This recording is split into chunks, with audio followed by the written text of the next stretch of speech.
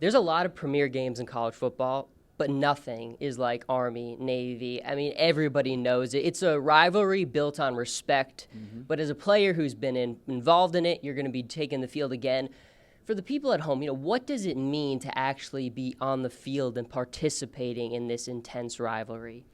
It is the most special feeling I've ever felt, and I have a hard time putting into words what it actually feels like, because it's every emotion a human being can feel at once, all at one time, multiplied by 100. It is really, really incredible. And you know how much weight's behind it. You can feel the 8 million eyes watching from around the globe. There's guys in Afghanistan that are watching from their phones or like satellite phones, just any way they can, trying to figure out how to watch it. So you know that there's a lot of people that care about this and are supporting us. And what makes it so special is that we're locking horns with Navy like we would with an enemy on a battlefield, out on the football field. And then once the game's over, we're going to lock arms and then, defend our Constitution, our democracy with those same guys, in some other foreign land, which is really, really special, and not a lot of guys get to do that. No, and like you said, there's nothing more special about it.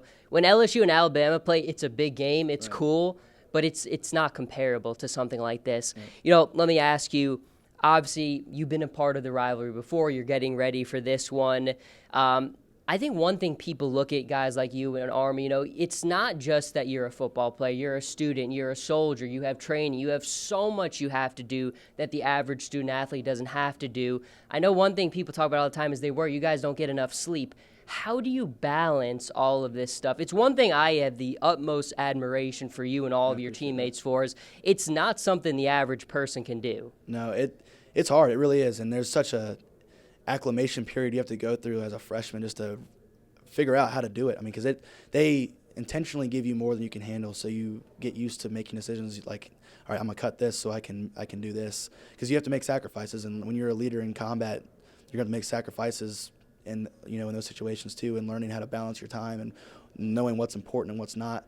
So once you learn that, it gets a little easier, but it still is difficult. I mean, I'm still taking 20 credit hours a semester right now, and you're doing your military stuff, and you're going to practice from 1 in the afternoon until 7:30 at night. So it's difficult, and there's not a lot of free time, and you don't get to talk to a lot of your friends who are out having a good time. But it is 100% worth it. I'm a better person for it, and now as a senior about to go lead soldiers, I feel prepared, and West Point did me well. You talk about that, there's a next stage in your life which is coming up, going into the Army. How do you think being a football player and all the things, I mean, you played football your whole life. What are some of the skills you've learned in football? Do those translate to the leadership that you're going to take on the battlefield? It absolutely does. Every leadership lesson I've learned, honestly, has been from the football field. And it's been, my 2 years as a captain has been the most molding experience for me as a leader, because there's 180 guys on our team, and every single one of them responds differently to different leadership styles. And I've learned that you have to mold yourself and learn and have empathy for people and understand what they're thinking. And I've been able to apply that to my West Point life and my military life, because I had the opportunity to be a first sergeant for a company the summer before last, and that was about 120 people.